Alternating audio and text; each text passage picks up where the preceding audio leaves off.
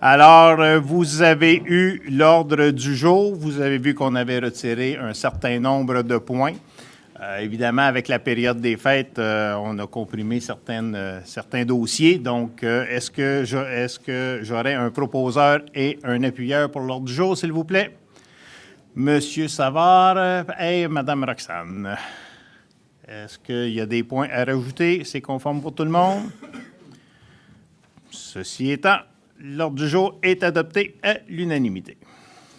Nous allons maintenant sur les procès-verbaux des séances du 5 décembre et de l'Assemblée extraordinaire du 19 pour laquelle je vous ferai rapport. Dans un premier temps, c'est la même résolution. OK. Donc, attendez, je vais... concernant le 5 décembre, est-ce que vous aviez des commentaires par rapport au procès-verbal? Parfait. Concernant celle du 19 décembre, est-ce que vous en aviez? Non plus. Alors, est-ce que j'aurais un proposeur et un appuyeur, s'il vous plaît, pour les procès-verbaux?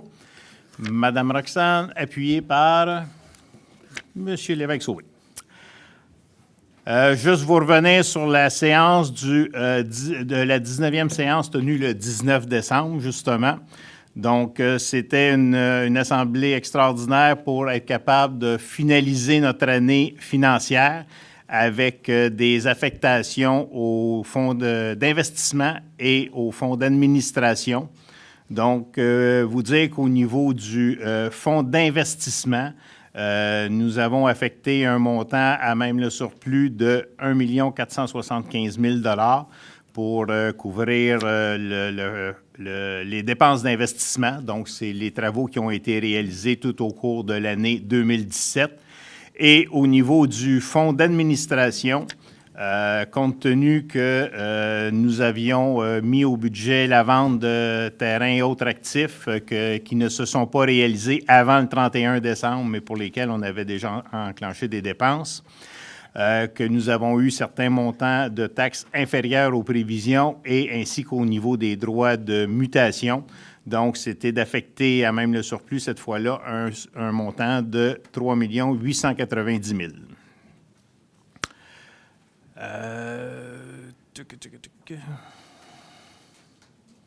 Et le dernier point à cette rencontre-là, parce qu'il me semblait qu'il y avait un autre point, qui était à l'effet du renouvellement de l'entente intermunicipale avec la Régie Beauchâteau concernant le prêt de M. Alain Gravel à titre de secrétaire trésorier et de directeur général de la Régie. M. Gravel est à l'emploi de la ville de Beauharnois, mais il s'est trouvé un sideline. On l'affecte à l'occasion. C'est lui qui supervise l'ensemble des travaux de la Régie Beauchâteau. Et à cet effet-là, bien évidemment, la ville facture son salaire à la Régie. Et c'était pour l'entente prenait fin au 31 décembre 2017.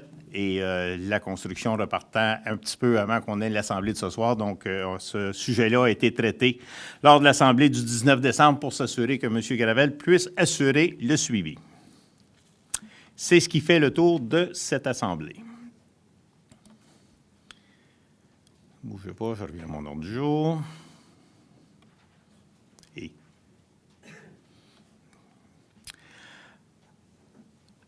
alors, au point 1.4, dépôt des intérêts pécuniaires. Donc, nous avons, tous les membres du conseil municipal se doivent de déclarer leurs intérêts pécuniaires. Évidemment, compte tenu qu'on est des citoyens, nous avons une maison, donc il faut déclarer que c'est un intérêt pécuniaire par rapport à la ville. Donc, ces déclarations-là, et si on a d'autres choses, évidemment, là, mais je vous prends l'exemple simple, ce qui fait que, autant de mon côté que de l'ensemble des conseillers et conseillères, nous avons fait nos déclarations d'intérêt pécuniaire et ce n'est qu'un dépôt aux archives. Et le tout a été fait en bonne et due forme, selon Mme Fortier, qui nous surveille de très près à ce niveau-là. Alors, maintenant, au niveau de 2.1, c'est un avis de motion qui concerne notre premier règlement de 2018. le 2018-2001, qui va décréter les taux de taxation et de tarification des services municipaux. Donc, comme on vous l'a mentionné au cours du mois de décembre, nous allons avoir une assemblée extraordinaire le 30 janvier prochain pour l'adoption du budget. Et à cette étape-ci, il s'agit uniquement de l'avis de motion pour décréter les taux d'imposition. Donc, c'est un avis qu'on se doit de déposer. Est-ce que j'ai un proposeur à ce niveau-là? Monsieur Savard m'a fait la proposition. Et on n'a pas besoin d'appuyeur, donc c'est un avis de motion simplement. Et nous reviendrons à l'Assemblée du 30 avec le contenu de l'avis de motion. 3.1, le règlement numéro 2017-18. Donc, ça aussi, il y avait eu avis de motion. Premier règlement, c'est la lecture finale. Ça concernait la gestion des eaux pluviales. Donc, il y avait une coquille dans le règlement qui touchait le coefficient de ruissellement de la pierre. Il y avait eu une erreur qui avait été faite au niveau du règlement. Nous l'avons corrigé et ça fait suite à l'avis de motion que M. Guillaume avait donné le 5 décembre. Et ce soir, c'est l'adoption finale de ce règlement-là, tout simplement pour corriger le tout. Donc, est-ce que j'ai un proposeur et un appuyeur, s'il vous plaît, M. Guillaume et Mme Jocelyne? Est-ce que quelqu'un s'y oppose? C'est adopté à l'unanimité.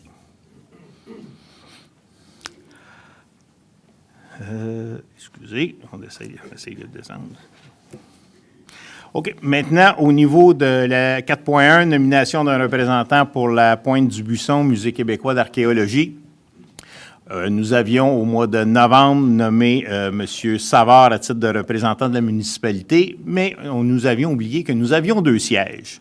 Donc, et elle va assurer la continuité. La proposition qui vous est faite, c'est de nommer Mme Linda Toulouse pour un mandat de 2 ans à compter du 16 janvier 2018. Mme Toulouse, siégeant jadis sur le musée, va pouvoir assurer la continuité des dossiers. Si vous en faites la proposition et que vous l'appuyez, là, je le sais qu'on en a discuté beaucoup cet après-midi, là, mais quand même. Alors, M. Dubuc, je comprends que vous en faites la proposition et c'est appuyé par Jocelyne. Est-ce que quelqu'un s'y oppose? Alors, vous êtes condamné pour les 2 prochaines années, Mme Toulouse. Maintenant, la prochaine est plus sévère parce que c'est de me désigner à titre de candidat au poste de membre du conseil d'administration du réseau de transport métropolitain. Simplement vous expliquer que, bon, évidemment, avant ça, vous avez entendu parler du CITSO qui n'existe plus, qu'il y a eu la transition avec l'AMT. Et aujourd'hui, nous sommes rendus avec une nouvelle entité qui regroupe l'ensemble du transport en commun, autant sur la rive sud, sur la rive nord qu'à Montréal. Donc, ça s'appelle le réseau de transport métropolitain et qui a un conseil d'administration pour lequel nous avons 4 représentants pour la Couronne Sud. Donc, j'ai demandé de poursuivre le travail de mon prédécesseur. M. Hainaut était sur ce comité-là. Il avait fait de la transition entre le CITSO et le RTM. Lors d'une réunion des élus de la Couronne Sud, j'ai demandé à poursuivre le travail de M. Hainaut à ce sujet-là. Et évidemment, il faut commencer par l'adopter ici. Mais à date, j'ai beaucoup d'amis sur la Rive-Sud qui sont en train d'adopter la même résolution pour que je puisse y être aussi. Donc, est-ce que j'aurais un appuyeur et un proposeur, c'est-à-dire et un appuyeur à ce sujet? Monsieur Guillaume, appuyé de Mme Roxane. Est-ce que quelqu'un s'y oppose? Allez-y, Mme Toulouse. Alors, c'est adopté à l'unanimité. Autorisation de signature maintenant sur le renouvellement d'un protocole d'entente. Bon, vous savez qu'au niveau du Musée québécois d'archéologie, c'est la ville qui est propriétaire des lieux et des bâtiments. On a été longtemps dans un flou à savoir quelles étaient les responsabilités de la ville et du musée à l'égard de ça.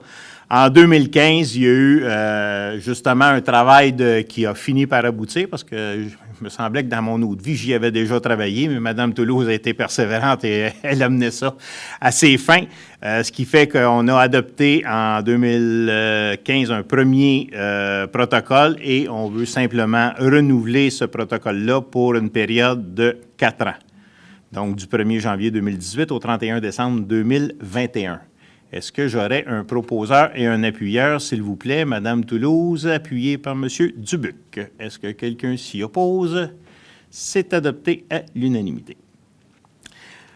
4.4, annulation de bail liant la Ville de Beauharnois et le syndicat des copropriétaires du quartier des Berges. En fait, la Ville de Beauharnois avait loué au quartier des Berges, là, qui est les condominiums qui sont au coin de la rue Saint-Laurent et Richardson, une partie de terrain afin qu'ils puissent installer les conteneurs à déchets. C'était une entente de 10 ans qui prend fin cette année et pour nous, il n'y a pas lieu de la renouveler. Nous avons discuté avec le syndicat des copropriétaires et nous allons travailler avec, comme on instaure un peu partout, avec des contenants semi-enfouis. Et on va pouvoir installer ça sur leur terrain. Donc, c'est simplement pour annuler le bail enregistré le 19 juin 2006 entre la Ville de Beauharnois et le syndicat des copropriétaires du quartier Les Berges. Est-ce que j'ai un proposeur et un appuyeur? Proposé par Mme Roxane, appuyé par M. Alain. Et est-ce que quelqu'un s'y oppose? C'est adopté à l'unanimité. Demande maintenant à la Commission de protection du territoire agricole, la CPTAC, communément appelée. Ça concerne des travaux de la compagnie TransCanada Pipeline sur des terres agricoles. C'est des entretiens qu'ils doivent faire régulièrement.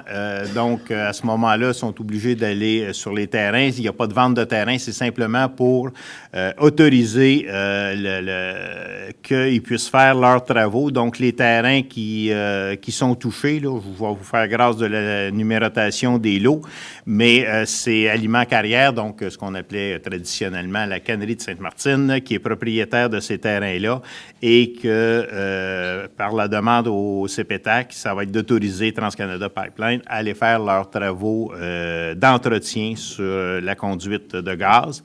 Donc, c'est de le recommander à la Commission de protection au CPTAC, là, bon, on va faire ça simple, d'autoriser la demande d'utilisation du sol à des fins autres que l'agriculture pour réaliser les travaux d'entretien du réseau de pipeline. Est-ce que j'ai un proposeur, s'il vous plaît, proposé par M. Guillaume, appuyé par M. Dubuc? Quelqu'un s'y oppose? C'est adopté à l'unanimité. Maintenant, concernant maintenant une demande du syndicat de l'UPA, l'Union des producteurs agricoles, concernant la réalisation de projets de pistes cyclables pour le partage de la route. Donc, c'est de s'assurer que lorsque nous voudrons faire des pistes cyclables sur nos routes de campagne, de s'assurer de consulter le syndicat de l'UPA de Beauharnois-Salaberry et les producteurs agricoles du secteur avant de réaliser un projet de piste cyclable afin d'assurer que celui-ci s'harmonise bien avec les travaux agricoles. Et de s'assurer aussi que lorsque de telles situations arrivent, qu'une présence policière plus fréquente puisse être faite de façon à respecter le Code de la sécurité routière, et ce pour l'ensemble des utilisateurs.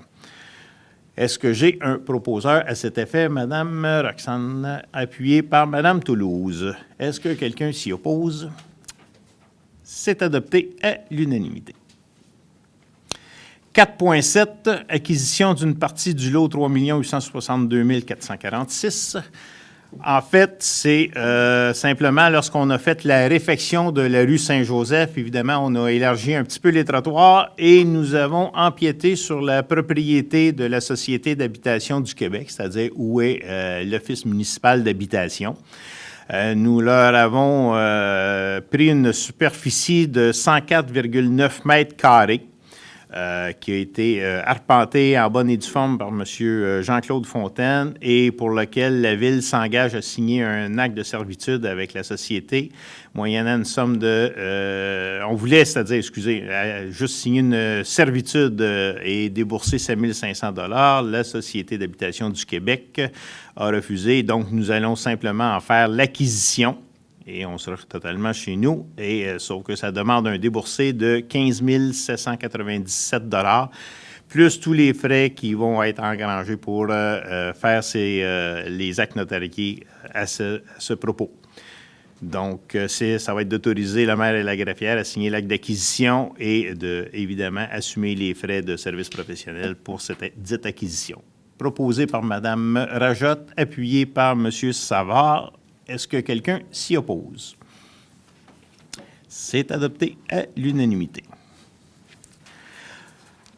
Le revêtement extérieur de la capitainerie maintenant. Alors, c'est concernant le revêtement de la capitainerie, donc le revêtement extérieur. Nous avions estimé un montant de 46 000 taxes incluses pour faire ces travaux-là. Nous avons été en soumission. Nous avons reçu 2 soumissions, soit celle de Distribution Laser Inc. au montant de 33 719 et 10 avant taxes, et celle de Villeneuve et compagnie de Montréal au montant de 35 586 et 40. Donc, la recommandation, évidemment, est d'octroyer ça au plus bas soumissionnaire conforme, soit Distribution Laser. C'est proposé par M. Guillaume, appuyé par M. Richard. Est-ce que quelqu'un s'y oppose? C'est adopté à l'unanimité. On va rester dans le domaine de la construction. Cette fois-là, c'est pour le centre aquatique. C'est la structure en bois lamelé croisé. Donc, c'est ce qui va être... on a une photo de ça? Excusez, je ne regarde pas souvent l'écran, moi, là. Il faudrait qu'on m'installe un écran que je suis avec, comme vous autres. Alors, ce projet-là, c'est sur le revêtement. Donc, c'est pour un appel d'offres où nous avions estimé une dépense de 80 000 taxes incluses. Nous avons été en soumission auprès de 3 fournisseurs, mais vous comprendrez que c'est des produits très spécifiques. Nous n'avons reçu qu'une seule soumission, qui est celle de Nordic Structure à Montréal, sur l'avenue des Canadiens de Montréal. Eux autres sont winners. Alors, le montant est au montant de... la soumission, c'est-à-dire, est au prix de 67 850 $. Est-ce que j'ai... Pardon? C'est la seule soumission que nous avons reçue. Alors, est-ce que j'ai un proposeur et un appuyeur? Proposé par Mme Roxane, appuyé par Mme Jocelyne. Est-ce que quelqu'un s'y oppose? C'est adopté à l'unanimité. Maintenant, on s'en va du côté des embauches. Donc, nous avons un chargé de division qui avait été nommé qui était entré en fonction, en fait, au mois d'octobre, mais qui nous a quittés prématurément. Son ancien employeur lui a fait un offre qu'il ne pouvait pas refuser, comme on dit. Et malheureusement, M. Dumais nous a quittés. Nous sommes retournés pour regarder si on avait d'autres candidats à travers la banque, et nous avons eu un CV en parallèle avec ça pour combler le poste. Et suite à une entrevue qui a été réalisée, c'est d'embaucher M. Martin Amiotte à titre de chargé de division au service des travaux publics, et ce, en date effective du 11 janvier. Donc, il est rentré au travail jeudi dernier. Il va être en période de familiarisation pour 26 semaines. Son salaire est fixé à l'échelon 3 de la classe E. Et il bénéficie évidemment des avantages et conditions de travail pour les employés non syndiqués de la ville de Beauharnois. Est-ce que j'ai un proposeur et un appuyeur à ce sujet? Proposé par M. Guillaume, appuyé par Mme Linda. Est-ce que quelqu'un s'y oppose? C'est adopté à l'unanimité. Je ne sais pas si M. Amiotte est parmi nous.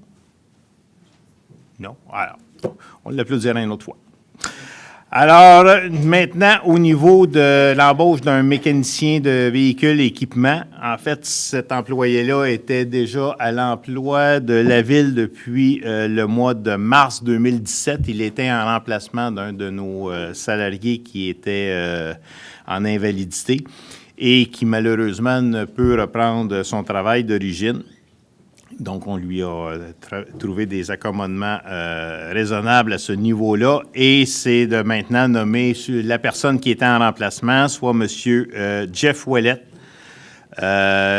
qui va être à titre de mécanicien véhicules et équipements aux travaux publics, et que son salaire soit fixé à l'échelon 1 de la classe 8 de la structure salariale de la convention collective, avec une période d'essai de familiarisation de 26 semaines. Est-ce que j'ai un proposeur et un appuyeur à ce sujet, proposé par M. Savard, appuyé par Mme Poisson? Et est-ce que quelqu'un s'y oppose? Alors, c'est adopté à l'unanimité. Je ne sais pas si M. Ouellet, lui, est ici. Il ne pouvait pas être ici. Il est en train de réparer l'ensemble de nos équipements étant largement sollicités par les temps qui courent.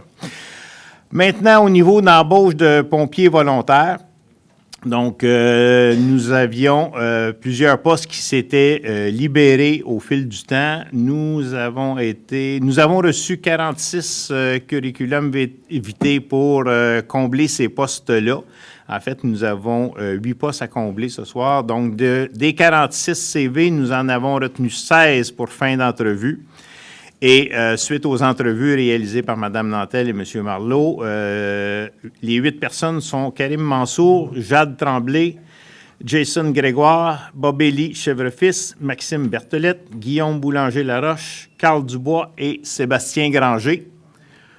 Ah, ils sont là? Bon, ben ceux-là, on va pouvoir les applaudir.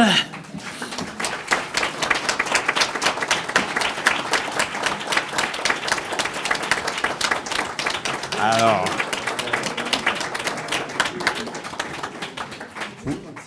ben oui, c'est une question de privilège. Je vous laisse cette question de privilège. Premièrement, je me présente, David Daou, je suis lieutenant au sein du service incendie de Beauharnois. Je vais juste prendre quelques instants, en fait, pour féliciter nos 8 candidats au nom de Jean-Maurice Marleau, qui est directeur, et André Fillon, capitaine, qui sont tous les deux en vacances. Ils ont choisi, je pense, la bonne semaine. Je vous félicite, les boys, les girls. Merci. Bienvenue au sein du service incendie de Beauharnois. Félicitations. Félicitations.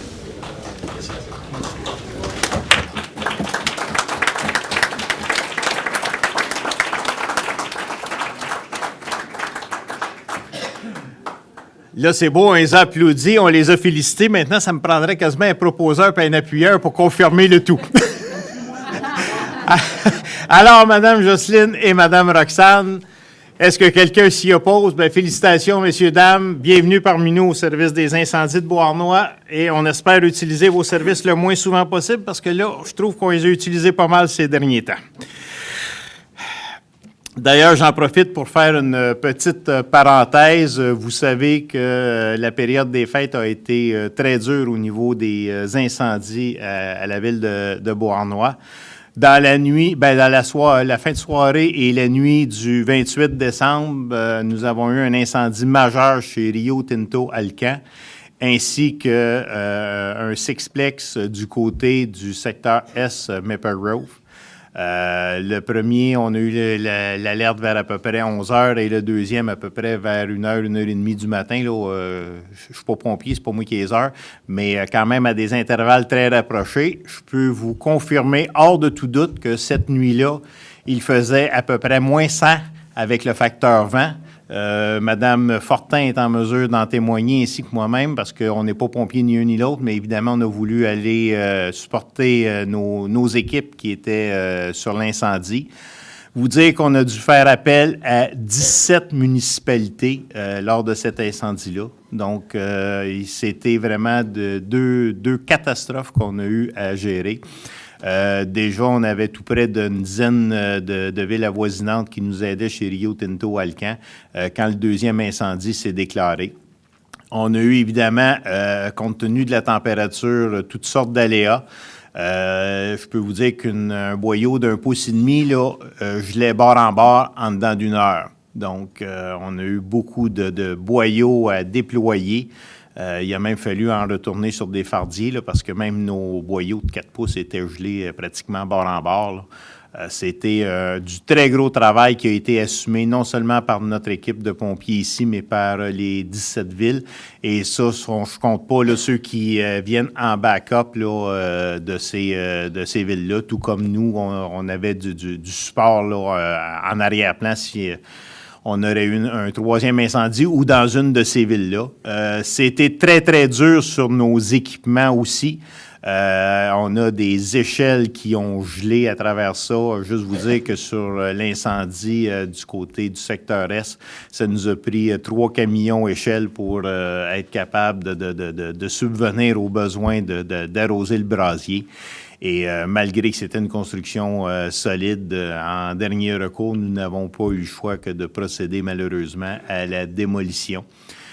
C'était très éprouvant pour les personnes, évidemment, qui demeuraient là. Moi, dans cette nuit-là, j'ai rencontré les gens de la Croix-Rouge avec un des occupants de ce bâtiment-là que je connaissais très bien. C'est jamais agréable, mais je tiens à féliciter, et particulièrement, on a encore des pompiers qui sont là, vraiment, vous féliciter pour tout le travail accompli. De mon côté, j'ai une lettre qui est en préparation pour remercier les 17 municipalités qui nous sont venues en aide à ce moment-là. C'était vraiment un travail de coopération extraordinaire. Je pensais honnêtement jamais vivre ça. Puis je ne le souhaite pas de le revivre, en soit dit en passant, mais vous dire que c'était quand même, on s'est aperçu que nos services, quand on parle d'entraide au niveau des services des incendies, bien, on était en mesure de s'apercevoir que ça fonctionnait même très bien. Et si on a réussi, malgré ce froid sibérien-là, cette nuit-là, bien, on a réussi quand même à contenir les incendies vraiment du mieux. Juste pour en remettre, bien, pendant la fin de semaine suivante, le feu a repris chez Rio Tinto Alcan. Donc, cette fois-là, d'une ampleur quand même moindre, mais il a fallu là aussi réintervenir. Donc, bravo à tout le monde. Dans la période des fêtes, c'est jamais évident, mais je tiens à souligner tout le travail de ces gens-là. Et comme je vous disais, j'ai une lettre qui va être envoyée aux maires des 17 municipalités pour les remercier de leur support. Sur ce, j'ai-tu pris un proposeur et un appuyeur, moi, là? OK, c'est correct. J'étais à plein me part dans mes affaires. Alors, oui, c'est pas, je n'avais pas tout déroulé. OK. C'est comme chez Tim Hortons, il faut que tu déroules le rebord jusqu'à la fin. Maintenant, 5.5, 2 appels d'offres de l'UMQ pour des... Ben c'est pour ça que j'ai déroulé le rebord trop vite, excusez-moi. Alors, 5.4 au niveau de l'organigramme. Donc, vous savez qu'à toutes les fois qu'on a des mouvements de personnel, nous mettons notre organigramme à jour. Donc, évidemment, il faut intégrer les 10 personnes que nous venons d'embaucher à l'organigramme. Donc, je demanderai d'avoir un proposeur et un appuyeur à cet effet. Proposé par M. Guillaume Lévesque-Sauvé, appuyé par Mme Toulouse. Est-ce que quelqu'un s'y oppose? Là, ça serait compliqué de vous opposer, mais bon, on ne sait jamais. Alors, c'est adopté à l'unanimité. Et question de se faciliter la vie aussi par la suite, nous avons convenu aujourd'hui que dorénavant, l'organigramme va être maintenu à jour comme vous l'avez là, et sauf qu'on n'intégrera pas les noms à toutes les fois, donc on n'aura pas besoin de repasser l'organigramme, mais soyez assurés que sur le site de la Ville, vous aurez toutes ces informations-là, mais on n'aura pas besoin de repasser l'organigramme à toutes les fois. Bon, j'arrive à 5.5. 5.5, c'est 2 appels d'offres de l'UMQ pour retenir les services professionnels d'actuaires de consultants en gestion des mutuelles de prévention en santé et sécurité au travail de l'UMQ. En fait, l'UMQ travaille avec 2 services professionnels différents, soit une firme d'actuaires pour un premier appel d'offres et un deuxième appel d'offres auprès d'un consultant en gestion des mutuelles, distinct évidemment de la firme d'actuaires, pour permettre de créer 2 mutuelles pour offrir les services de gestion en matière de santé et sécurité au travail. C'est un appel d'offres qui va être lancé en 2018 par l'UMQ, à laquelle la Ville confirme son adhésion et s'engage à compléter pour l'UMQ dans les délais fixés toute la documentation nécessaire et que nous allons adhérer aux 2 regroupements de l'UMQ pour survenir aux besoins professionnels d'actuaires d'un consultant et après ça, évidemment, de s'engager auprès d'une des mutuelles.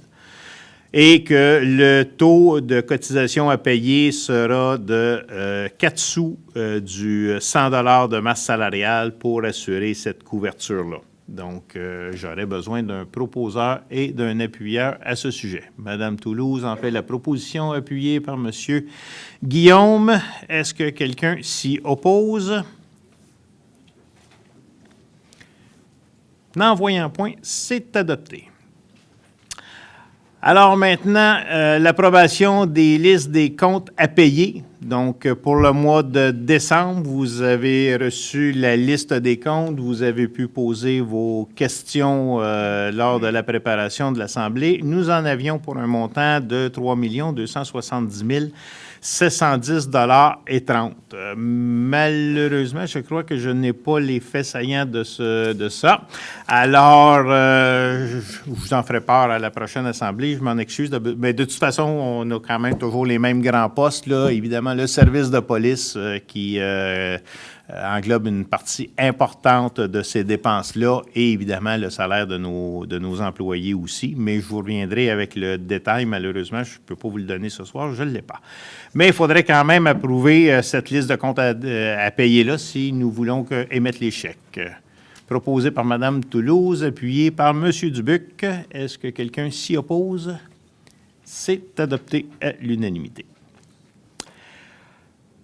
7.1 maintenant. Ratification de contrat. Vous vous souvenez qu'en décembre, nous avons embauché les 2 personnes pour entretenir nos patinoires extérieures dans le secteur Est et dans le secteur Centre, près de l'école secondaire des Patriotes. Mais nous n'avions trouvé personne pour le parc Euclide-Montpetit, chose qui a été palliée depuis ce temps par notre directeur du service des loisirs et qui a trouvé M. Alex Tremblay, qui demeure dans le secteur ouest, pour s'occuper de la patinoire au parc Euclide-Montpetit et qui va recevoir le même salaire que nos autres préposés aux patinoires extérieures. Donc, c'est non seulement pour faire la glace, mais c'est aussi pour assurer d'avoir l'accès au bâtiment.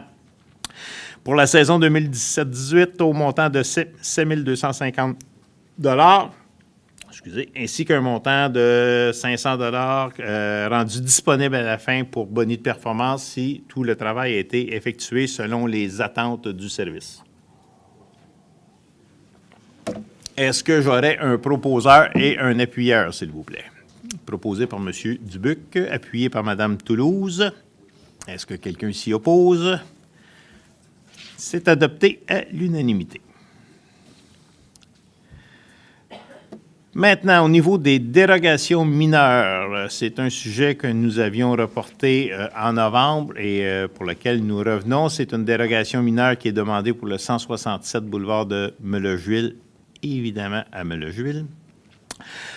C'était une dérogation mineure qui demandait que la marge latérale droite soit réduite à 2,52 m au lieu du 3 m prévu au règlement.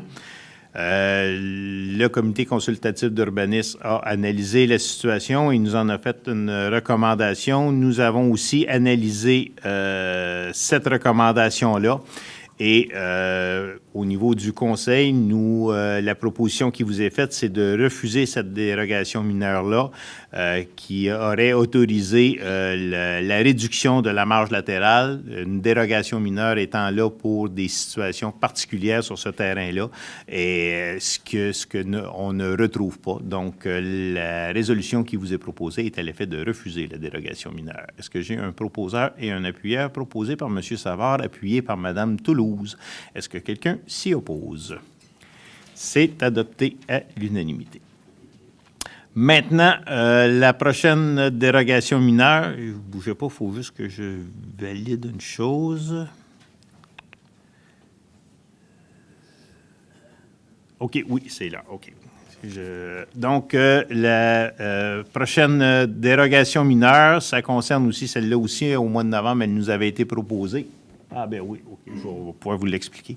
Il va vraiment falloir que j'aille un écran en avant. Alors, cette dérogation mineure-là concerne un lot qui est sur le chemin Saint-Louis. En fait, ceux qui connaissent un peu plus l'histoire de Beauharnois, c'est ce qu'on appelait traditionnellement la coulée Maher, où il y a déjà 2 résidences qui sont construites. Donc, c'est d'avoir une dérogation mineure parce qu'évidemment, il n'y a pas de rue publique qui mène à cette maison-là. Donc, c'est d'accepter que... bougez pas là.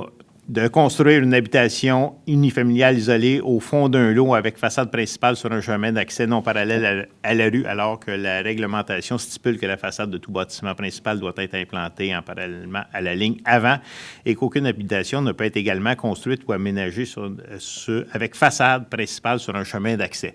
Vous comprendrez que ça, c'est vraiment une dérogation mineure, parce que si on n'autorise pas ça, bien, il n'y a aucune construction qui serait possible et c'est quand même un terrain là, d'une bonne superficie qui peut permettre ça. Par contre, ce qui va être aussi exigé, c'est que le promoteur dépose, tel que stipulé à l'article 12.6e de la sous-section E du règlement de zonage 701 et ses amendements, une étude géotechnique pour assurer la stabilité des sols. C'est un secteur où il y a déjà eu du remblai. Vous savez qu'on a eu de nombreux problèmes avec ce qui s'est construit de l'autre côté de cette coulée-là. Donc, c'est sûr que nous allons exiger cette étude géotechnique pour s'assurer qu'on n'ait pas de problème subséquent. Face à ça, est-ce que j'ai un proposeur et un appuyeur? M. Guillaume Lévesque-Sauvé, appuyé par Mme Roxane Poisson. Est-ce que quelqu'un s'y oppose? C'est donc adopté à l'unanimité. Non, je ne suis pas là. Je l'ai dit tout à l'heure. Je suis occupé. Maintenant, 9.3, le cours d'eau Pouliot, la branche 4. Donc, ça, c'est la même chose qui se passe à toutes les fois lorsqu'un propriétaire riverain d'un cours d'eau, qu'on appelle communément un fossé, veut faire l'entretien pour assurer l'égouttement adéquat de ses terres. Donc, lorsqu'on a la demande, ce qu'on fait, c'est qu'on donne notre délégation à la MRC pour qu'ils puissent préparer la demande d'intervention à ce niveau-là. Et lorsque les travaux sont faits et qu'on reçoit la facture, bien évidemment, elle est refacturée aux propriétaires riverains selon, évidemment, les longueurs qui concernent leur terrain. Donc, cette fois-ci, ça concerne le cours d'eau Pouliot, la branche 4, donc au bout du chemin de la Beauce. Donc, ce serait pour avoir une proposition à ce niveau-là par M. Guillaume Lévesque-Sauvé, appuyé par Mme Toulouse. Donc, à l'effet qu'on nous confions la demande d'intervention auprès de la MRC et que nous facturions par la suite. Est-ce que quelqu'un s'y oppose? C'est adopté à l'unanimité. Finalement, la dernière autorisation de signature, cette fois-là, concerne l'unité communautaire des mesures d'urgence de la Montérégie. Donc, c'est des gens qui viennent lors d'incendies majeurs pour être capables d'offrir des services à nos pompiers qui sont sur les incendies. Donc, c'est d'être capable, à l'intérieur de cette unité-là, d'avoir une salle de repos et d'être capable aussi de se... Je vais prendre l'exemple, encore une fois, du 28 décembre, de se réchauffer à l'occasion. Tu as beau avoir un bunker sur le dos puis être au feu, là, mais il fait froid pareil. Donc, c'est une grosse unité qui se déplace lors d'incendies majeurs pour venir nous prêter main forte pour le personnel qui a à combattre l'incendie. S'ils sont en service 24 heures sur 24, 7 jours par semaine, et ce service nous coûte La recommandation du directeur des services d'incendie est d'adhérer à ce service pour une somme maximale de 600 $ par année. Madame Rajotte en fait la proposition. Monsieur Savard l'appuie. Est-ce que quelqu'un s'y oppose? Donc, encore une fois, on va essayer d'avoir recours à eux le moins souvent possible, mais si besoin est, nous les aurons. Sur ce, c'est adopté à l'unanimité. Nous n'avons pas d'affaires nouvelles. Est-ce qu'il y a des communications des membres du Conseil? Ah, regardons ça. Ben oui, je n'ai pas fait de grande lumière. Hein? Excusez-moi. Bon. Je ne sais pas, peut-être qu'Américo, il a trouvé qu'on était dans l'obscurité un peu, mais bon. Alors, est-ce que vous avez des communications? Oui, Mme Poisson? En fait, c'est en lien avec ce dont vous avez parlé. Effectivement, c'est une communication en 3 temps, en lien avec l'incendie majeur qui a eu lieu dans le secteur de Maple-Grove. D'abord, juste une pensée aux familles qui ont dû passer à travers cette épreuve-là et qui doivent encore, là, maintenant que nous, la vie est recommencée, qu'on retourne au travail, composer avec ce défi-là. J'ai eu l'occasion de parler à quelques personnes de ces familles et c'est étonnant d'entendre la résilience avec laquelle les familles accueillent cet événement-là. Mais aussi réjouissant d'un autre côté de constater qu'il y a des réseaux autour et j'ai cru voir plusieurs personnes qui se sont portées, qui ont vraiment levé la main pour demander est-ce qu'on peut donner, comment on peut aider. Malheureusement, c'est pas tant le matériel, comme ces personnes-là ne sont pas relogées, c'est pas tant utile, donc elles ont décliné là, les offres de dons. Et j'utiliserai cette occasion-là pour donner au suivant peut-être. Il y a un organisme, la braderie du Presque Neuf, qui est un événement qui aura lieu au mois de mai à Bois-en-Moi. On verra là, dans les médias un peu plus d'informations pour ça. C'est un événement qui vise à faire une vente de vêtements usagés pour un organisme Revivre, je pense, qui prend soin des personnes avec des difficultés prises avec des difficultés d'ordre psychologique ou physique. Alors, voilà, peut-être vous informer comment vous pouvez donner ces vêtements usagés à une autre cause pour le bien. Voilà. Merci. Madame Poisson. Je suis sûr que Mme Lesage-Gosselin va aimer votre publicité. Est-ce que... Ah, elle est là même? Ah, mais mon Dieu, mais lève-toi, Stéphanie, que les gens puissent te voir et apprécier ton projet. Alors, Mme Stéphanie Gosselin qui a parti cette merveilleuse idée de braderie pour le mois de mai. Alors, est-ce qu'il y a d'autres communications? Moi, je voudrais remercier tous les citoyens qui assistent aux assemblées régulièrement. Ça nous montre que vous êtes, vous venez à cœur votre ville. Je vous encourage à continuer à nous suivre dans nos débats et puis à nous encourager. Puis je vous encourage aussi à rester avec nous autres et à suivre les assemblées parce qu'on a besoin de vos points de vue. Merci de votre présence. Merci, M. Savard. Avant d'aller à la période des questions, je vais répondre à un point qui était resté en suspens. Vous savez, au mois de décembre, j'avais dit que je n'avais pas eu le temps d'avoir réponse sur tous les dossiers qui avaient été amenés. En fait, il en restait un. Je pensais qu'on en avait plus que ça, mais on a pris soin de vérifier. Puis effectivement, les autres réponses avaient été fournies. C'était M. Desjardins dans le secteur Est concernant l'éclairage des nouveaux bâtiments. Donc, suite à sa demande lors de l'Assemblée du 21, le 29, nous avons été faire une inspection sur les lieux. Nous avons pris des photos et nous avons émission d'un constat d'infraction si les travaux ne sont pas effectués lors de la prochaine inspection. Nous sommes retournés le 13 décembre et le propriétaire n'avait toujours pas fait les travaux demandés. Nous sommes rendus à l'émission du constat d'infraction, mais en parallèle avec ça, le propriétaire ne retourne pas ses appels, ne nous revient pas. Donc, la solution qui est proposée, c'est que nous allions faire ces fameux travaux-là pour installer des déflecteurs et qu'on envoie la facture à monsieur. Et ça va faire en sorte qu'on va avoir réglé ce problème-là. Le deuxième point que M. Desjardins soulevait concernait la construction d'un muret qui avait, selon ses dires, pas été complété. En fait, nous avons vérifié, c'est que la personne en question n'avait aucune obligation de faire ce muret-là. Donc, il l'a fait de bonne loi, comme on dit, et il n'a peut-être pas amené ça selon ce que M.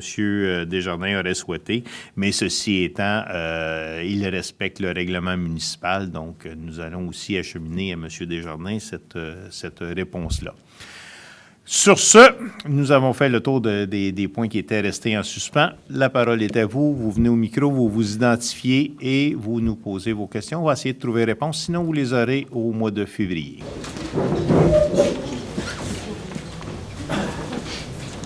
Bonjour. Bonjour. Je m'appelle Carole Leroy. En fait, ce que je veux vous exprimer, c'est plus un commentaire qu'une question, que j'imagine qu'on ne peut plus rien faire. J'ai été surprise de lire dans le Bois-en-Moi vous informe du 15 décembre que le recyclage était pour passer aux 2 semaines. Compte tenu du que le taux de récupération est de 56 relevé dans le Mobius, puis qu'on veut avoir un objectif de 70 j'avais un peu de difficulté à faire le lien. Ce que vous souhaitez épargner à la planète, c'est 7 tonnes, l'équivalent de 7 tonnes de papier.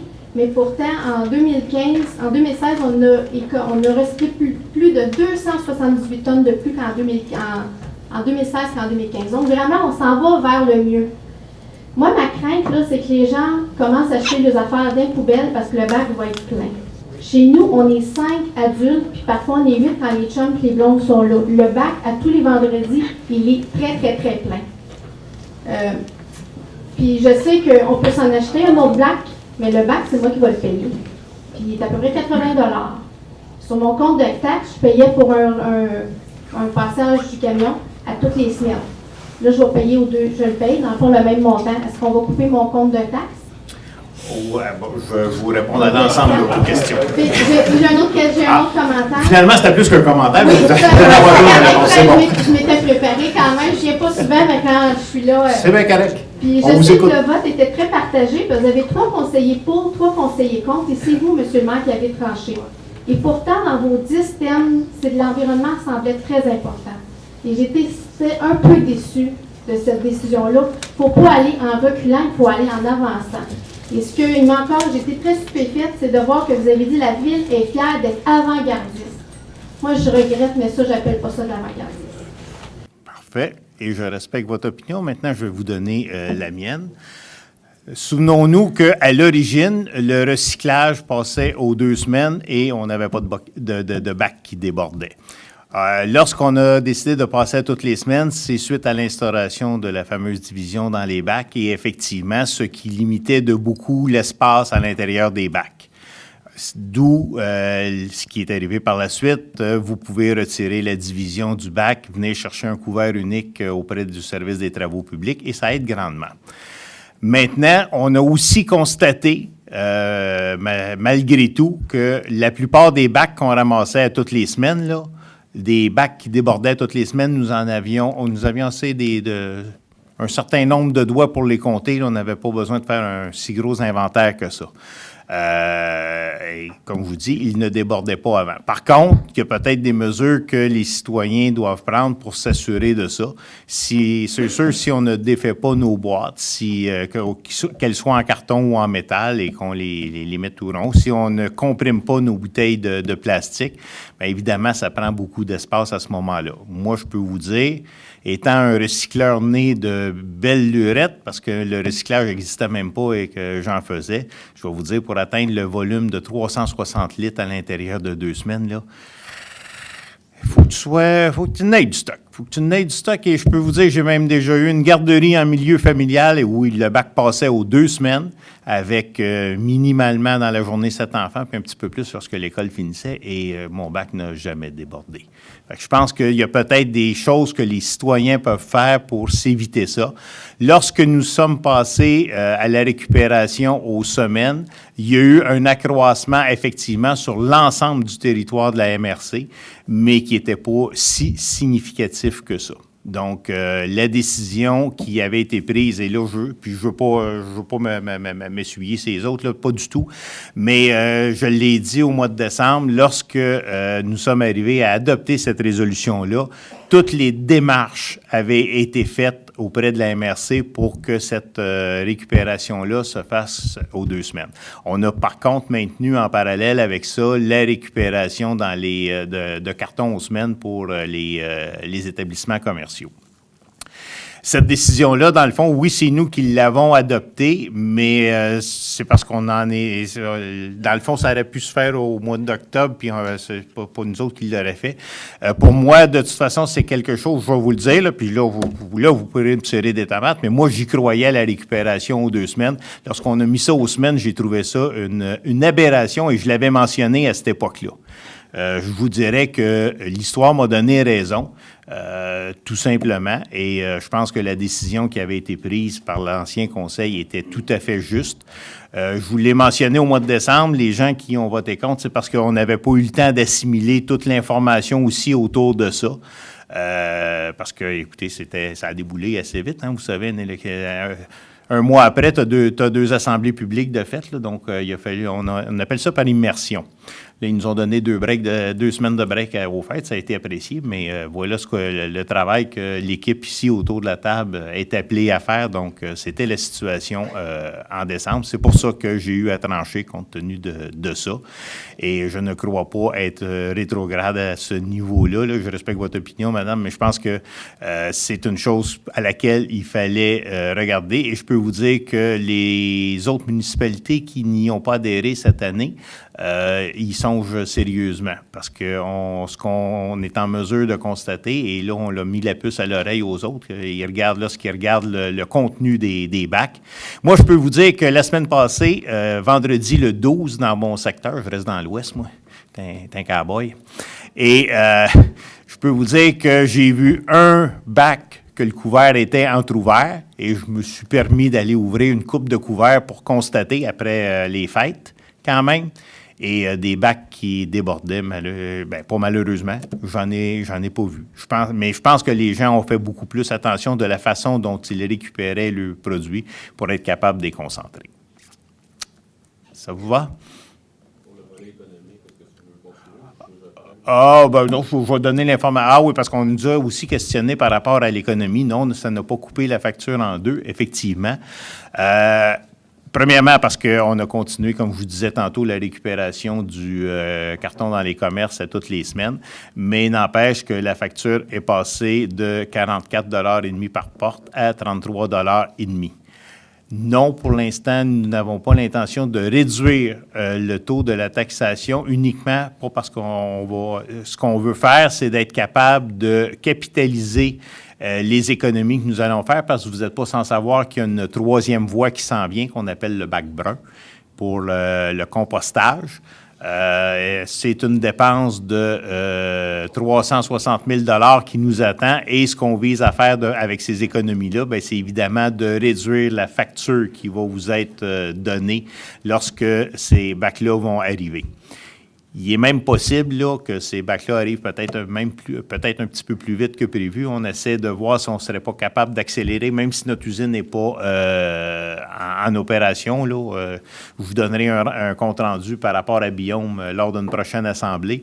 Mais malgré ça, on est en train d'essayer de trouver une façon qu'on pourrait... à date, dans la MRC, je veux juste vous dire qu'il y a 2 projets pilotes, Saint-Louis-de-Gonzague et dans le secteur Grand-Île à Valleyfield, où on a déjà commencé la cueillette de la troisième voie, mais on voudrait essayer de l'implanter même avant que notre usine soit en opération pour justement que les gens s'acclimatent à cette nouvelle réalité-là. Est-ce qu'il y avait d'autres choses à compléter, M. Guillaume?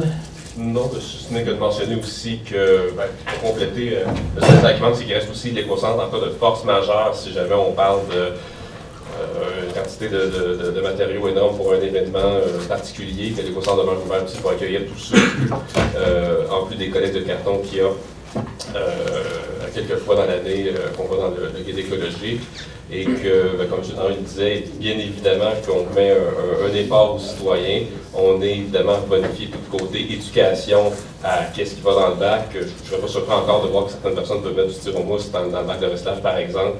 Je ne dis pas que c'est le cas de tout le monde, mais c'est un exemple, entre autres, de qu'est-ce qui va dans le bac, comment on défait, comment mieux défaire les choses. Des petits trucs comme ça, il faut mettre la puce à l'oreille aux gens pour que ça leur soit plus facile dans l'effort supplémentaire qu'ils doivent faire, forcément pour certains ménages. Voilà. Monsieur Davet. Bonsoir, Jean-Guy Dagenet. Je voudrais savoir si c'est une pénurie de ciel à la ville de Bois-Arnois. Car quand on arrive ici au stop, là, sur le chemin Saint-Louis, la Vélie, c'est la rue Saint-Laurent, on n'a quasiment pas mis de... Je veux connaître que la température est très froide, mais ils peuvent mettre de la roche. Parce que j'ai passé tout droit, puis la police m'a intercepté, puis on dit que c'était à moi de prévoir. Mais quand on descend la côte d'église, je m'excuse, les étiquettes, je ne les paierai pas à chaque fois. Ils peuvent en mettre la parasite, ou si vous êtes en pénurie. Ces commentaires-là ont été faits au service des travaux publics. Effectivement, comme vous le mentionnez, avec les froids qu'on a, c'est sûr que le sel ne travaille pas. Là, hein. surtout si on a du vent comme on a eu à certains moments donnés. Mais effectivement, il y a des abrasifs qu'on met, on a du sable, on a de la pierre. Je sais qu'on a fait une relance au niveau des travaux publics à ce niveau-là. Madame Fortin, une information particulière à me donner à ce sujet-là? La seule chose que je pourrais vous donner comme information, c'est que la personne avait décidé avec les criminels de la race, les gens de justice de ce projet-là. OK. Bon, je vais vous donner l'information que Mme Fortin me donne. L'an dernier, il semblerait que nous avions pris la décision, là, ou nous, parce que quand tu assures la succession, hein, ça vient avec, alors que nous avions décidé de... Hein? Non, je dis nous, puis bon, c'est ça, tu prends la succession, ben, elle vient avec. Alors, on avait pris la décision de réduire effectivement la quantité d'abrasifs qui était utilisée. Je me souviens qu'on a aussi eu des problèmes à un moment donné parce qu'on avait, entre autres, une année où on avait eu passablement d'épandage de petites pierres là, pointues. Mais je pense qu'il va falloir reviser ça. Je suis d'accord avec votre constat que l'intersection ici était fort glissante. Là. Vous n'avez pas besoin de me convaincre. Je le constate moi-même. Donc, compte tenu de ces informations-là, je crois que c'est une décision que nous allons devoir revoir. C'est bien. L'autre question que j'aurais à poser, comment se fait-il qu'on envoie un camion étendre du sel dans un chemin et non pas de sel dans la boîte du camion? On fait tourner du spindle, mais il n'y a pas de sel dans la boîte. Il y a quelqu'un qui peut me dire qui a donné l'autorisation de ça? Il y a quelqu'un qui a donné l'autorisation. Mais il n'y a pas de sel dans la boîte. Tu sais, on se promène, on fait semblant d'en mettre. C'est pas parce qu'on rit que c'est drôle. Écoutez, je ne sais pas si bon, vous savez c'est quoi étendre du sel, M. Dagenet, hein? Des fois, ça arrive que... Ouais, c'est ça.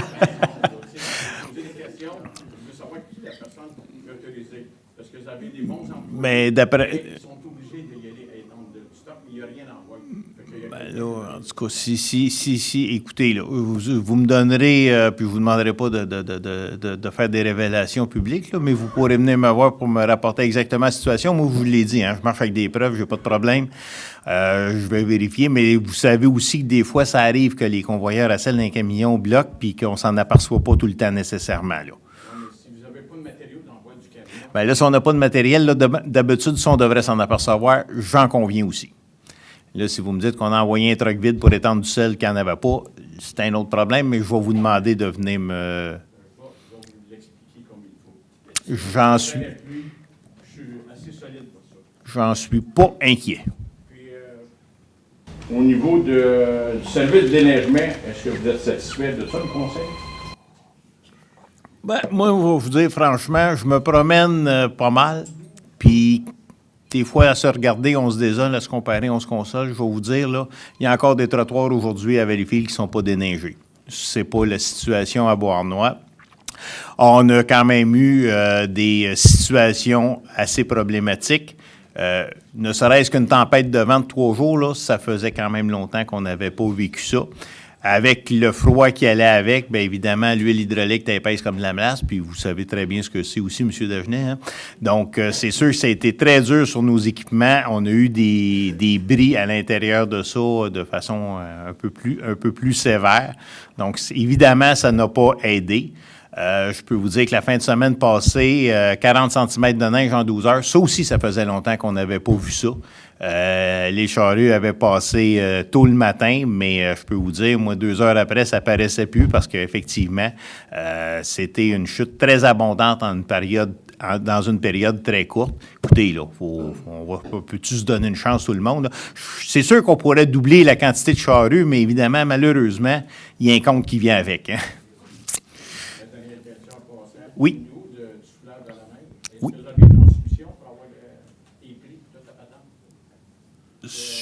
Je ne ouais, non, je pourrais pas vous on a été en soumission? Non, on n'a pas été en soumission. On attend incessamment sous peu, si ce n'est pas avant, notre souffleur flambant neuf qui devrait régler tous nos problèmes. Le problème, c'est qu'il n'est pas encore livré. Et notre ancien souffleur, on a eu un bris majeur dessus pour lequel on n'a pas complété encore tout à fait la réfection. Donc, effectivement, nous avons été en location. Je sais qu'on est en location. De quelle façon, je ne sais pas, mais je pense que la durée aussi de la location a dépassé ce que nous avions comme espérance, là. Ça fait, moi, ça fait au moins 2 semaines. J'entends que le souffleur rentre d'une journée à l'autre, là, mais à moins qu'il soit rentré aujourd'hui. Non, il n'est toujours pas rentré aujourd'hui. Parce que ce que je veux vous dire, dans le temps, quand on le faisait, nous autres, là, on allait en soumission pour 5 $ de différence, on donnait à l'extérieur. Aujourd'hui, ils le donnent directement. C'est juste ça que je veux expliquer. Merci. Je comprends très bien votre commentaire.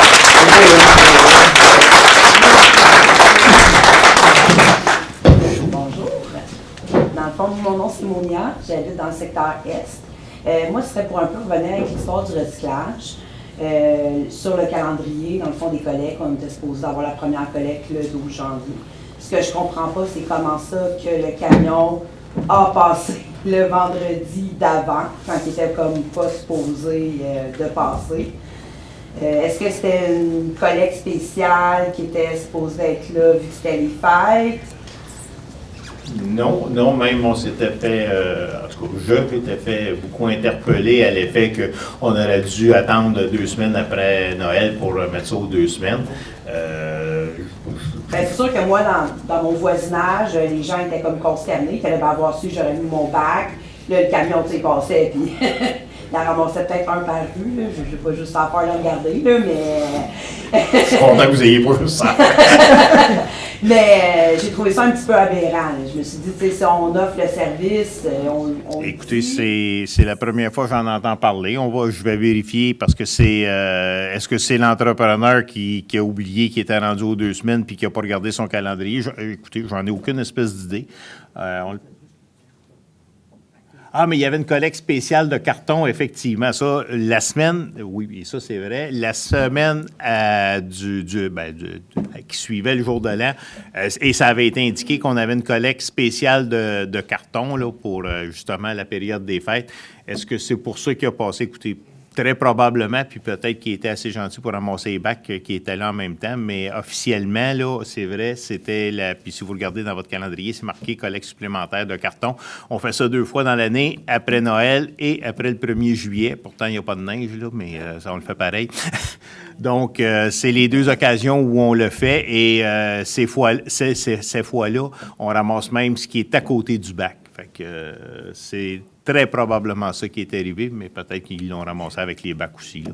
Parfait. Puis j'ai un autre commentaire Ben oui. sur samedi passé, le 40 cm de neige qui est tombé. Moi, je suis sortie chez moi le matin, je n'avais pas le choix. Ma rue, j'habite sur la rue Hébert, à Maple-Grove, a été déblayée pour la première fois à 16 ans. C'est correct, c'est pas une rue principale. Ce qui m'a adhéré, c'est que quand je suis sortie, il y avait une pépine qui était en train d'ouvrir la cour de l'ancien hôtel de ville. Est-ce qu'il y avait un événement spécial samedi matin qui devait ouvrir ça, tu sais, avant de faire les petites rues, n'importe quelle, là, que ça soit, même que ça ne serait pas la mienne. C'est juste ça que j'ai trouvé un petit peu spécial. Peut-être qu'il y avait un événement spécial, ça je pourrais pas vous répondre, mais par contre, ce que je suis capable de vous répondre, c'est que c'est pas les mêmes équipements qui ouvrent les rues nécessairement que nos stationnements.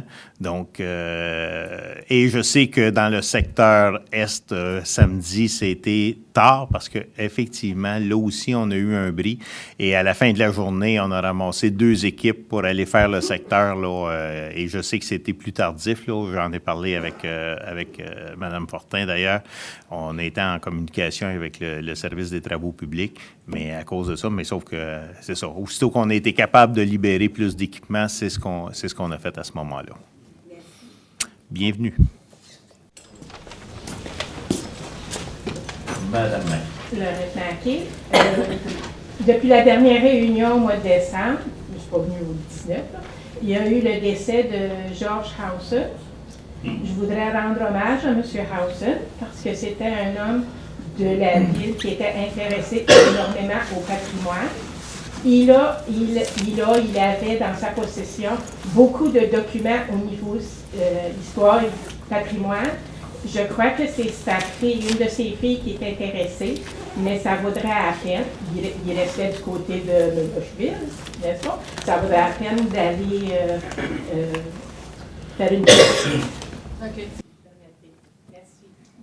c'est pris en note. Je connaissais très bien M. Hassan personnellement. Effectivement, je peux corroborer ce que vous mentionnez à l'effet que c'était quelqu'un qui s'intéressait beaucoup au patrimoine et c'est une grande perte pour la collectivité. C'est une page d'histoire qui, malheureusement, vient de disparaître. Monsieur Giroux. Bonsoir. Ce serait pour savoir pourquoi que lorsqu'on déblaye le boulevard Cadieux, je dis boulevard, je reste là, une fois sur 5, il envoie la neige dans le milieu, le restant, il nous renvoie ça dans notre cour après qu'on ait déblayé. Ben, comme il y en a qui disent en arrière, c'est pas rien de chez nous, mais c'est, excusez-moi, c'est chiant. Ah, mais le problème, là, si vous regardez le terre-plein sur Cadieux, là, on est à la veille de rejoindre les lampadaires, hein? Oui, là, Donc, je comprends, mais au début, là, ils envoyaient ça dans nos entrées après qu'on ait tous déblayé, c'est pas mal fatigant. Ah, mais c'est. Viens rester dans la 3e avenue, là, puis tu vas voir qu'à 3 fois qu'il passe, il tombe ça dans mon entrée. Souvent, mais ils déblayent le trottoir, là, la charrue passe, ils renvoient ça sur le trottoir. Fait qu'est-ce qu'ils font? Ils se renvoient la balle. Oui, ça, vous me l'avez mentionné. J'ai fait un commentaire au niveau du service des travaux publics à ce niveau-là. Qu'on porte une attention, effectivement. On devrait peut-être faire la rue, puis après ça, le trottoir, là. Mais bon, évidemment, on ne peut pas grimper en neige dans les airs, là. Mais juste pour ce qui est de particulier qui vous la ramène chez vous, je vais vous dire que c'est partout comme ça dans la ville. Considérez-vous privilégié qu'une fois de temps en temps, il l'envoie sur le terre-plein? Merci. Bienvenue, M. Giroux. Un plaisir. Monsieur Vinette. Bonjour, M. le maire. Bien? Ben oui. Deux petites questions. Ah oui, fort. Est-ce qu'on parlait de M. Dagenet tantôt, qui a parlé du chemin Saint-Louis, là? Oui. Je le vis à tous les matins depuis, je pense, le mois de décembre, sur le chemin du canal à Mergeville. Tous les stops, c'est 15 pieds de glace, tout le temps. C'est jamais déglacé, jamais déneigé avant 11 heures. Toutes les rues, 14, 15, 16. Pourquoi? Je vais peut-être un petit bémol sur l'heure, là, mais je vais te donner raison par contre sur le fait qu'effectivement, il n'y a pas eu d'abrasif. Là, j'ai raison, là, c'est qu'on avait adopté une politique en ce sens-là. Mais non, ce ne sont pas toujours des délégués. C'est pas bon, non? Ben, c'est ce que j'ai. C'est chemin de la terreur. C'est ce que j'ai répondu tantôt, M. Vinette, c'est qu'on avait pris une politique de réduire ce type d'abrasif-là. C'est sûr qu'à la température qu'il fait cette année, là, je pense qu'il va falloir réviser notre position rapidement à ce niveau-là, parce que si l'hiver continue de même, là, il va nous rester bien du sel, mais on va avoir des beaux points de rue ici. J'en conviens. Si on a un petit peu de grévier, ça peut aider. Question numéro 2. Oui. Aujourd'hui, j'ai fait un appel au canal municipal. Je demeure sur la 22e avenue. J'ai une nouvelle propriété. J'ai demandé à ce qu'on déneige les trottoirs parce que les 2 trottoirs ne sont pas déneigés. Je viens de passer à Souleur. Parce que je suis en construction, je ne peux plus me stationner dans ma rue parce que l'autobus scolaire peut tout passer. J'ai appelé la ville, Chantal, j'ai dit, tiens, au contremaître qui m'appelle, il ne m'a pas rappelé, elle m'a rappelé, elle dit, on ne peut pas déneiger ces trottoirs-là, ça fait 17 ans qu'on ne les a pas déneigés. Elle m'a répondu ça. 17 ans qu'on ne les a pas déneigés. Chantal Bédard m'a répondu ça, OK? On était là en 2006, on était là, je pense qu'on passe à Souffleuse de temps en temps pour élargir. Oui, mais on va avoir probablement à passer du souffleur, si on peut recevoir la note, ça va aider en plus, mais on va sûrement avoir à faire ce genre de travail-là dans l'ensemble des rues, parce qu'actuellement, on a plusieurs rues qui commencent à rétrécir effectivement, sérieusement. Il y a 4 pieds de neige chez le trottoir. 4 pieds de neige. Là, mes contracteurs qui passent chez moi, il faut que je stationne ailleurs parce que l'autobus ne peut pas passer. On règle le problème demain ou on... Ben, on va s'assurer parce que je pense que... On ne fera pas tout en même temps, mais si les autobus passent sa rue chez vous, je comprends que... J'ai fait un appel, j'ai été téléphoné avec elle, mais demain, il faut régler le problème, OK? Ça se fait-tu, ça? Je vais parce que demain, on ferme la rue parce qu'il n'y a pas de sécuritaire. Je vais m'assurer, compte tenu que les autobus circulent par votre rue, M. Vinette, si un camion parqué dans la rue, le camion d'incendie ne passe pas. Ah, mais ça, il poussera. Alors, écoutez, là, arrêtez là, de me parler de catastrophe tout le temps. Là, on va juste essayer d'être raisonnable, tout le monde. Je comprends que les autobus circulent par la 22e et on va s'occuper de ces rues-là en priorité, c'est clair. Avant qu'ils viennent faire la 3e chez nous, là, on va sûrement aller faire la 22e. Ça, je peux vous le garantir. Ça va être fait demain. Écoute, c'est pas moi J'ai beaucoup d'employés qui rentrent ici à fin de semaine pour faire ma construction. Mais c'est pas moi J'ai appelé pour ça, j'ai pas appelé ma plainte. Tu venais de un mois, ça dure. Pas moi qui est sur le souffleur, là. On va acheminer le message dès demain matin et on va essayer que ce soit fait le plus rapidement possible. Merci, M. Ça me fait plaisir. On a d'autres questions ou commentaires? Oui, M. Leroux. Je pensais qu'il y en avait d'autres avant toi. Hein? Ouais, j'attendais. Steve Leroux, moi, c'est juste un commentaire. Pourquoi aller à la soumission au mois d'octobre, novembre, décembre pour des équipements qu'on va utiliser l'hiver? Pourquoi pas le faire au printemps, au mois d'avril, mai, juin? Vous allez payer moins cher, puis vous allez avoir l'équipement quand vous allez en avoir besoin. Il y a des. Ben, premièrement, je pense qu'on ne s'attendait pas à ce que notre autre souffleur nous rende l'âme si vite que ça. À ce niveau-là, écoute, je ne suis pas là. Encore une fois, j'assume la succession, mais cet achat d'équipement-là a été fait effectivement à la fin de l'année. Il faut aussi regarder les montants qui sont disponibles pour procéder à nos achats.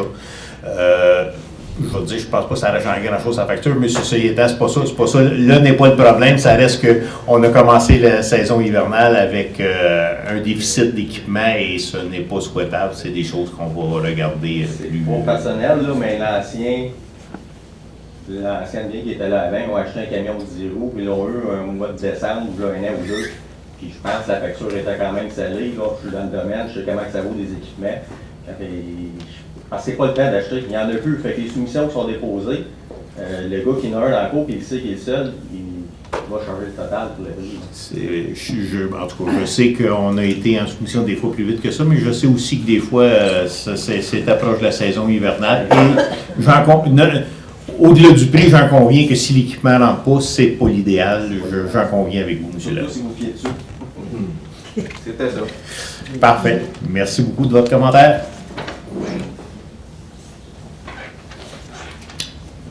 N'en voyant pas d'autres. Oh! On a un problème d'horaire de bac. Bon. Les bacs, ils étaient supposés passer vendredi passé, ils n'ont pas passé pour les camions. Puis, cette semaine, ils vont-tu passer? On ne sait plus c'est quel horaire. Vous êtes dans le. Paroisse Saint-Paul, pas Paroisse Saint-Paul, Partisseur. Oui, Partisseur. Ils n'ont pas passé le vendredi passé. Ils étaient supposés passer. C'est ça, c'est cette semaine. Ah, c'est ça. C'est notre papier, c'était vendredi passé. Le 12. Non, c'est cette semaine, c'est pour la Partisseur et J'ai pas compris pour trouver tous les bacs dans le Partisseur. Oui, non, mais ça, c'est parce que le premier qui le sort, là, il entraîne toutes les autres, puis tout le monde a pensé qu'il passait là. Non, mais je l'ai vu dans Bois-Noir, mais je peux vous dire que j'ai vu un très grand secteur où tout le monde avait mis son bac, mais il n'était pas sur la bonne semaine. Dans la rue du Puy, là, qui était la même chose, là, c'était marqué que ça passait cette semaine, le 19, et tous les bacs étaient là.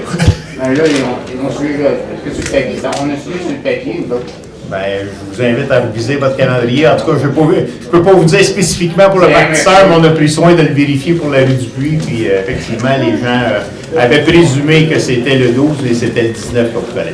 OK, merci. Bienvenue. Bon, dernier rappel. Une fois, deux fois, trois fois. Donc, M. Guillaume Sauvé, vous proposez la levée de l'Assemblée, appuyé par ce que je constate, M. Dubuc. Et d'après moi, personne ne va s'y opposer. Merci beaucoup tout le monde. Je vous rappelle que le 30 janvier, nous aurons une autre assemblée extraordinaire, cette fois-là extraordinaire, mais pour l'adoption du budget 2018. Merci de votre présence.